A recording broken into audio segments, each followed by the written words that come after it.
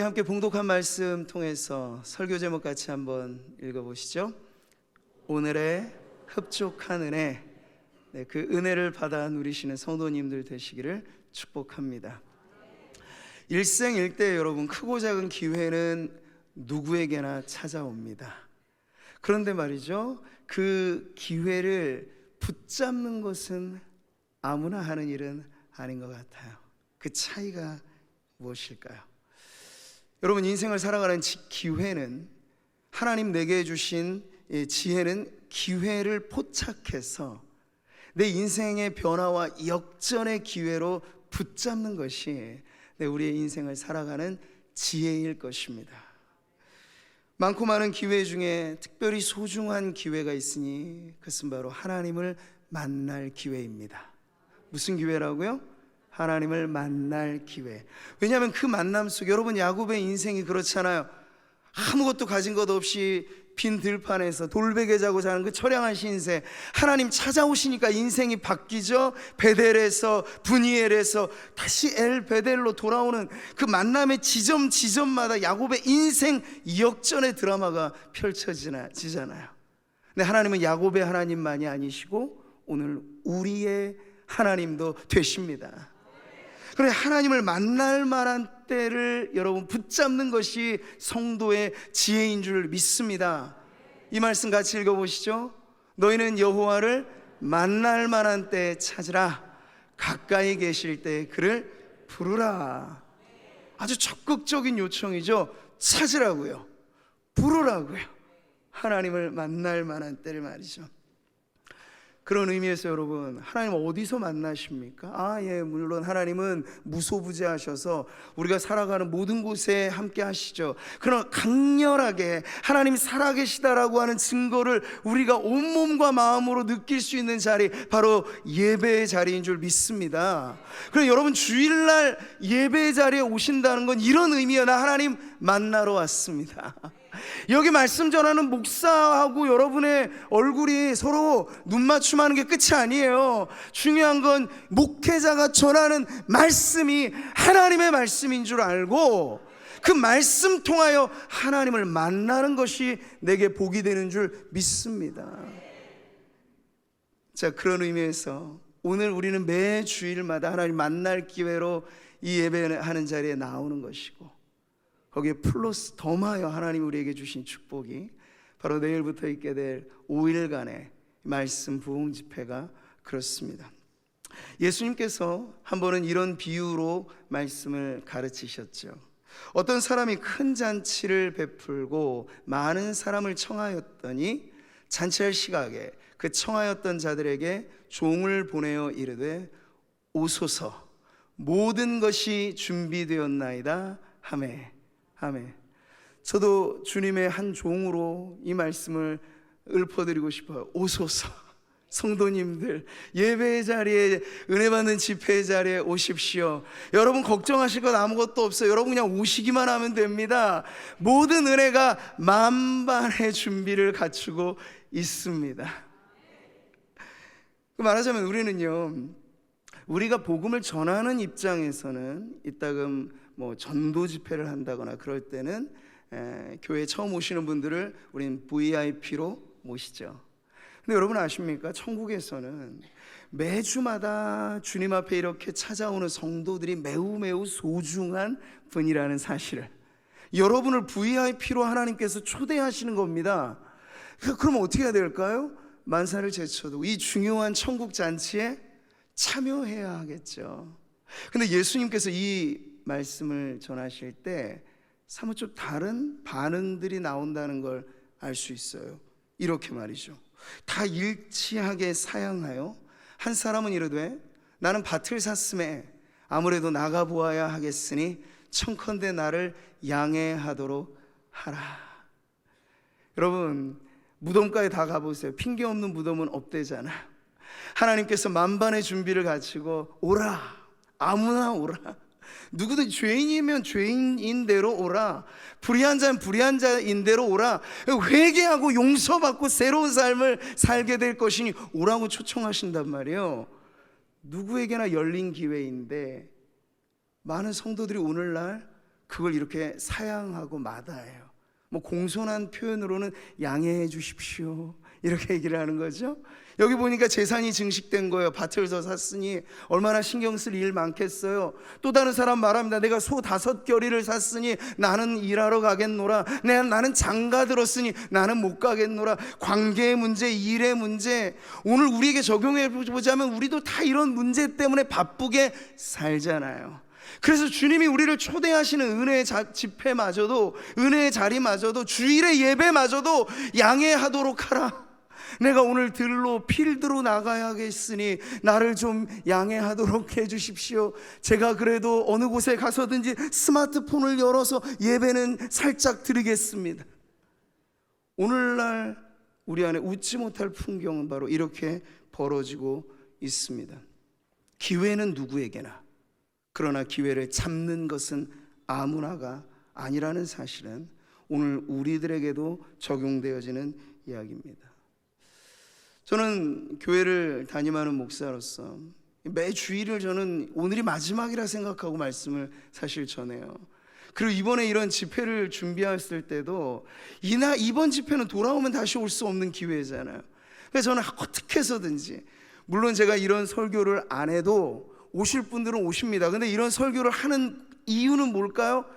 이런 것에 귀가 열리고 한 번이라도 더 쨍하고 치고, 내가 지금 정신을 지금 어디다 쏟고 있지? 이게 정말 중요한 자리인데, 모르시는 그 한 분이라도 한 분이라도 더 은혜 받는 자리에 나오라고 이렇게 목로 앞으로 짓는 거예요. 네. 왜냐하면 성도들은 은혜 받아야 살거든요. 아멘이신가요? 가지 많은 나무 바람 잘 날 없다는 건 맞는 말입니다. 교회가 문제없는 교회 어디 있어요? 이 세상 천지에 문제는 다 있어요. 그러나 문제가 은혜에 덮어버리게 되면요, 문제는 문제대로 해결되면서 교회는 더 건강해질 수 있습니다. 근데 은혜의 물결이 일어나지 않는 교회는 작은 문제 하나도 걸림이 돼서 풍비박산 나는 거예요. 근데 우리 교회가 정말 중요한 역사적인 사명을 갖고 선교하는 교회, 이웃을 섬기는 교회, 다음 세대를 세우는 교회, 이 중요한 사명을 감당하려면 다른 수가 없어요. 은혜를 받아야 합니다. 그래서 하나님께서 매번의 예배 자리에 이 특별한 집회에 우리를 초대하실 때 사양하지 마시고, 하나님 잠시 저를 양해해 주십시오 라고 말씀하지 마시고 은혜 받는 자리에 나오십시오. 오늘 우리 모든 성도님들이 내게 주신 은혜로 그 주님의 충만한 은혜를 받아 누리게 되시기를 축복합니다. 자, 그런 의미에서 한번 우리 고백해보죠. 은혜의 기회를 붙잡읍시다. 이 제스처가 중요해요. 그냥 느슨하게 잡으면 안 되시고 꽉 잡아야 되죠. 꽉. 한 번 더. 은혜의 기회를 붙잡읍시다. 네. 할렐루야. 자, 오늘 우리 사도 바울을 통해서 고린도 교회 성도들에게 전해진 본문의 말씀에는 하나의 권고가 나옵니다. 1절의 말씀 다시 보시죠. 우리가 하나님과 함께 일하는 자로서 너희를 권하노니 하나님의 은혜를 헛되이 받지 말라. 아멘. 하나님의 동역자의 입장에서 바울은 아주 중요한 권고를 하고 있는 거예요. 누구에게? 교회에게, 성도에게. 근데 무슨 권고죠? 하나님의 은혜를 헛되이 받지 말라는 얘기예요. 이게 무슨 뜻일까요? 먼저 우리는 하나님의 은혜 그 자체를 생각해 볼 때는 하나님의 은혜가 헛된 게 어디 있어요? 하나님의 은혜 중에 헛된 은혜는 아무것도 없습니다. 반대로 우리 은혜의 사각지대 혹은 은혜 없이 살아가는 인생 그 자체가 헛될 뿐이죠. 전도서가 보여주는 그 헛된 인생의 핵심은 이렇잖아요. 헛되고 헛되며 헛되고 헛되니 모든 것이 헛되도다. 해 아래서 수고하는 모든 수고가 사람에게 무엇이 유익한가? 여러분, 이 말씀에서 제외되는 사람은 없죠. 목적도 없이 나는 방황했네, 소망도 없이 나는 살았네. 이게 예수님 만나기 전 사실 우리의 인생 노래 아니겠습니까? 근데 오히려 하나님의 은혜는 이런 공허한 인생을 가득 채우는, 텅 빈 인생을 가득 메우는 그런 축복의 기회로 우리에게 찾아오는 것입니다. 그래서 이 은혜 받은 성도들의 인생 가락이 바뀌는 거죠. 목적도 없이 나는 살았네, 희망도 없이 나는 살았네, 아니고요. 내 인생에 이젠 키워드가 바뀌어지는 거예요. 사도 바울의 고백이 곧 우리의 고백이 되는 거죠. 이렇게, 그러나 내가 나 된 것은, 같이 읽습니다. 하나님의 은혜로 된 것이니 내게 주신 그의 은혜가 헛되지 아니하여. 아멘. 결코 헛될 수 없어요, 하나님의 은혜 그 자체는. 근데 지금 고린도 교회 성도들에게 하나님의 은혜를 헛되이 받지 말라고 하니 이게 무슨 뜻이겠습니까? 적어도 두 가지로 이해할 수 있죠. 첫 번째는 성도 그 자신이 하나님의 은혜를 매우 소홀히 여기는 태도를 가리킵니다. 은혜 자체가 값싼 은혜는 없어요, 여러분. 값비싼 은혜입니다. 하나님께서 모든 걸 다 지불하시고 오소서, 모든 게 준비되었나이다. 그냥 오기만 하면 우리가 누릴 수 있는 그 축복의 다발을 주님이 다 준비해 놓으셨어요. 근데 그 은혜는 매우 소중한 것인데 받는 이가 이걸 소홀히 취급하면 그 사람에게는 값싼 은혜가 되는 것이죠. 그렇게 취급하지 말라는 얘기예요. 하나님 우리를 부르실 때 매번 부르십니다. 죽는 마지막 날까지 부르십니다. 호흡이 끊기는 마지막 순간까지 부르십니다. 근데 그때 우리가 붙잡아야 될 게 바로 은혜인데, 사는 동안에도 시큰둥하고, 은혜가 내가 생각하기엔 내 재산 증식, 내 일, 내 관계, 그거보다 하나님이 나를 부르시는 은혜의 자리가 그만 못하다라고 여기는 사람은 은혜를 매우 소홀히 여기는 사람이죠. 그런 분들에게 과연 하나님의 은혜가 얼마나 놀랍다, 주님의 그 은혜 이렇게 불려질 수 있겠습니까? 그런데 첫 번째로는 하나님의 은혜를 소홀히 여기지 말라는 거예요. 또 하나의 의미는, 여러분 하나님의 은혜를 받았다라고 하면 그 다음에 삶의 문제가 있겠죠. 은혜 받은 자답게 살아가는 것입니다. 예수님께서 이 병든 자를 고쳐주실 때 하시는 말씀, 다시는 병들지 않게 죄 짓지 말아라, 고쳐주시고 나서 너 이제는 건강한 삶을 살아라, 이런 말씀을 주시는 것처럼 우리에게 듬뿍 은혜를 주신 다음에 주님이 기대하는 바는 은혜 받은 성도답게 살라는 얘기예요. 근데 그게 우리의 마음이 마치 깨진 그릇처럼 줄줄 새어나가면 한때뿐이죠. 예배드리는 이 1시간 지나고 나면 온데간데 없이 사라져버리는 그 증상들은 여러분 어떤 것입니까? 은혜를 헛되이 받는 삶의 문제를 우리가 지금 갖고 있다는 얘기예요. 그 부분이 고쳐지기를 바라요. 오늘 이 말씀을 우리에게 주시는 것이죠. 사랑하는 성도 여러분, 헛된 은혜는 없습니다. 우리는 하나님의 은혜를 가장 소중히 여겨야 합니다. 그리고 은혜 받는 그릇으로서 지금 내 삶이 어딘가 모르게 깨어져 있다면 그거 여러분 고치셔야 돼요. 그러하기에 우리는 예배의 자리에 나올 때마다 먼저 회개하고, 특별한 은혜를 사모할 때마다 하나님 혹여 내가 주님의 은혜를 소홀히 여기는 자 될까 두렵습니다. 하나님 은혜 받은 자 이후에 내 삶이 변화되지 않을까 염려됩니다. 하여 주님의 은혜로 인하여 내 삶이 변화되게 하옵소서. 그런 기도로 주님 앞에 나아가시기를 바랍니다. 이렇게 우리는 하나님의 은혜에 무지해서는 안 되고, 또 무분별하게 은혜를 취급해서도 안 됩니다. 매우 소중하고 값지게 여겨야 하는 것이죠. 그래서 바울은 조금 더 적극적으로 하나님의 은혜를 다시 한번 외치고 있어요. 같이 보시죠. 이르시되 내가 은혜 베풀 때 너에게 듣고 구원의 날에 너를 도왔다 하셨으니. 아멘. 지금 바울은요, 이 구절에서 이사야 선지서의 말씀을 두 군데를 인용해요. 그 중에 지금 첫 번째 인용구가 이것인데, 이 이사야서로 돌아가서 이 말씀의 전모를 보게 되면 이런 구절로 나오게 됩니다. 같이 보세요. 여호와께서 이같이 이르시되 은혜의 때 내가 내게 응답하였고 구원의 날에 내가 너를 도왔도다. 내가 장차 너를 보호하여 너를 백성의 언약으로 삼으며 나라를 일으켜 그들에게 그 황무하였던 땅을 기업으로 상속하게 하리라. 아멘. 자, 자, 이사야서 이 말씀은 죄로 인해 심판받는 백성들 다시 살아나리라고 하는 소망의 메시지를 담고 있습니다. 그러니까 지금 바울은 고린도 교회 성도들에게 은혜를 가벼이 받지, 헛되이 받지 말라고 하는 이런 다소 소극적인 권고를 넘어서 이제 조금 더 적극적으로 말하고 있는 거예요. 하나님의 은혜를 제대로 받읍시다, 이런 얘기죠. 그러려면 여러분, 우리가 하나님의 은혜의 목적이 뭐냐를 알아야겠죠. 그건 바로 한 가지예요. 날 살리시는 은혜예요.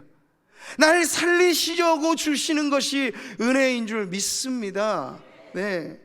그래서 우리가 이런 은혜를 받을 때마다 찬송의 옛 노래들이 오늘 내 인생의, 내 삶의 간증으로 새로워지는 거죠. 아, 하나님의 은혜로 이 쓸데없는 자 왜 구속하여 주는지 내가 도무지 알 수가 없도다. 이거 정말 모르겠다는 얘기입니까? 아닌 거예요. 그 은혜를 우리가 생생하게 경험하니까, 끝갈 때 모르는 주님의 그 은혜에 풍덩 빠져보니까 나같이 쓸모없는 인생에 왜 이토록 값진 복을 주시는지 감사와 기쁨과 감격이 묻어나오는 거죠.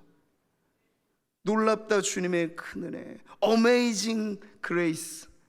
이게 그냥 입에 붙은 말이 아니고 전심의 고백으로, 이 한 곡의 찬송에도 우리의 절절한 마음이 담겨서 고백되는 거예요. 아마 우리 성도님들 주님을 뜨겁게 만났을 때 다 흐느껴 울면서 불렀던 이런 찬송의 가락들, 근데 지금 만약 앵무새처럼 입으로는 노래하지만 내 마음엔 전혀 공감이 없는 그런 우리의 상태가 무슨 경우겠습니까? 은혜 받아야 될 때라는 얘기예요. 지금 우리의 내면의 곳간이 은혜의 앵꼬 상태가 되어 있다는 얘기예요. 다시 차지가 되어야 돼요. 다시 만땅이 되어야 돼요. 그러면 우리가, 여러분, 새로운 뭔가의 방법과 새로운 무언가의 내용이 아니고 예전에 듣던 말씀, 예전에 불렀던 찬송이 다시 새로워지는 것입니다. 그 은혜를 누리시라고 오늘도 예배 자리에서 주님이 이렇게 말씀하시는 거죠. 바울이 지금 고린도 교회 성도들에게 이 은혜의 복음을 선포하는 이유는 아주 적극적인 요청인 거예요. 은혜의 복음 앞에 다시 나오십시오, 이런 것이죠. 여러분, 이사야서의 말씀이에요. 오호라, 너희 모든 목마른 자들아, 물로 나아오라. 돈 없는 자도 오라. 너희는 와서 사 먹되 돈 없이 값 없이 와서 포도주와 젖을 사라. 아멘, 아멘. 여러분, 이런 점에서 하나님의 은혜의 본질은 무상성에 있습니다. 값진 것을 값없이 주시는 거예요. 값싼 것을 그냥 주는 게 아니고 값진 것을 값없이 주는 거예요. 그래서 여러분이 하나님의 은혜 받기에는 다른 자격은 필요 없어요. 학력이 중요하지 않습니다. 여러분의 사회적인 재산 내에 유무가 중요하지 않습니다. 지위가 중요하지 않습니다. 목마른 자들은 누구나 오라는 거예요. 그러나 여러분이 혹여 오해하지 마세요. 세상에서는 떵떵거릴 만한 인생이 있을지 몰라도 하나님의 은혜에 굶주리지 못하면 제외되는 것입니다. 이 무상의 은혜에는 제외되는 것입니다. 그러나 여러분, 오늘도 우리에게 요구하시는 은혜 받을 성도의 마음은 심령이 가난한 자 그가 복이 있나니 천국이 그들의 것임이라. 목마름으로, 사모함으로 주님 앞에 나와야 하는 것이, 하나님의 은혜로 내 인생이 뒤바뀌었습니다, 그런 고백을 할 수 있는 성도가 되는 것이죠. 근데 요즘은요, 보니까 이런 말들 자주 들으시죠? 내 돈 내산, 내 돈 주고 내가 샀다, 뭐 그런 것들은 그 뒤에는 이런 말이 붙어 있을 거예요. 그래서 왜? 어쩔 건데? 증명하는 거죠.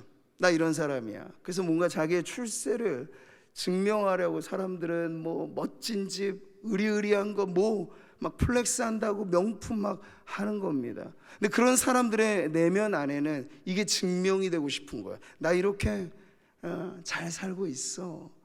근데 조금 더 깊이 들어가 볼까요? 그 내면에 무엇이 있습니까? 자기를 근거로 자신의 인생이 지금 지탱되고 있는 거예요.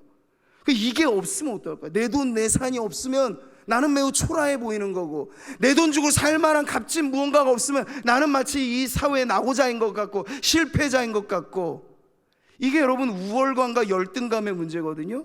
근데 근본 하나입니다. 하나님을 떠나 자기가 기준되어 우월하기도 하고 때로는 열등하게 느끼기도 하는 이 두 가지는 쌍둥이인데 바로 교만의 쌍둥이라고 하는 거예요. 교만은 하나님을 떠난 인간의 상태입니다. 내가 잘난 줄 알고 우쭐하는 것도 교만이지만, 하나님은 너는 존귀하다, 너는 내 백성이야, 내가 너를 책임져, 너는 하나님의 자녀야. 현실의 성도의 삶에는 병들고 내 가난하고 여러 가지 많은 역경이 있을지라도 내가 너를 구속하여 노니 너는 내 것이라 말씀하시면 그게 우리의 존귀함이잖아요. 무슨 옷을 입었느냐, 뭘 들고 다니냐, 그게 아니고 하나님의 자녀야, 내가 바로, 그게 존귀함인데, 그걸 잃어버리고 나 계속 실패자요, 낙오자요, 나는 아무것도 별 볼 일 없어, 이건 하나님에 대한 모욕 아닙니까? 하나님의 자녀인 우리가 스스로 나를 변변치 않게 생각하는 것 자체가 교만의 또 다른 모습이라 할 수 있는 거예요. 사랑하는 성도 여러분, 헛된 인생을 살지 않으려면 우리 어떻게 해야 될까요? 자기 신뢰를 벗어나야 됩니다. 네. 오직 예수, 오직 성령. 그러니까 오직이라고 붙일 만한 절대적인 가치는 많지 않아요, 여러분. 근데 우리가 잘못된 것에 오직을 붙이면 안 돼요. 오직 돈, 오직 명예, 오직 권세, 안 돼요. 아주 위험한 발상이에요. 오직이라 붙일 만한 것은 하나님, 하나님의 영광, 그 복된 은혜 밖에는 없습니다. 그래서 우리가 하나님의 은혜를 제대로 받고 산다는 것은 나에 대한 신뢰를 벗어버리고, 이제 내가 사는 것은 나를 사랑하사 나를 위하여 자기 몸 버리신 하나님의 아들을 믿는 믿음으로 사는 것이라. 내가 풍부에 처할 줄도 알고 빈곤에 처할 줄도 알고, 내가 삶의 어떠한 형편을 오갈지라도 나는 일체의 비결을 배웠노니, 이게 옥에 갇힌 사도의 고백 아닙니까? 나는 자족하는 비결을 배웠다. 내 외부의 삶이 어떻게 돌아갈지라도 내 안에 이미 그리스도의 것으로 구원받은 나는 언제나 존귀한 하나님의 자녀로서 나는 감사하여, 나는 기쁨이요, 나는 오직 하나님께 영광일 뿐이라. 네, 이런 확신을 갖고, 이건 헛된 자존심하고는 다른 것이죠. 이 믿음의 복된 확신을 가지시고 하나님의 은혜의 영광을 찬미하며 사는 성도들 되시기를 바랍니다. 자, 오늘 사도 바울이 이사야 선지서의 말씀을 또 한 번 다른 부분에서 인용을 하는 내용이 이것이죠. 보라, 지금은 은혜 받을 만한 때요, 보라, 지금은 구원의 날이로다. 아멘. 여긴 두 차례 느낌표가 찍혀 있는 거예요. 이 보라, 보라, 헬라어로 이두라고 하는 것은 그거 자체의 어떤 의미보다도 느낌표예요. 강조하는 거예요. 근데 뭘 강조하고 있죠? 지금. 이 때를 나타내는 이 시간의 강조점을 찍으면서 외치고 있습니다. 바로 지금이 무슨 때길래요? 은혜 받을 때이고, 지금이 어떤 때이길래요? 내 구원의 날이 되기 때문에. 여기서 강조되는 건 구원의 현재성입니다. 현재성. 물론 우리는 내가 받은 구원을 이해할 때 과거와 현재와 미래, 이 인생의 3시제가 다 들어가 있죠.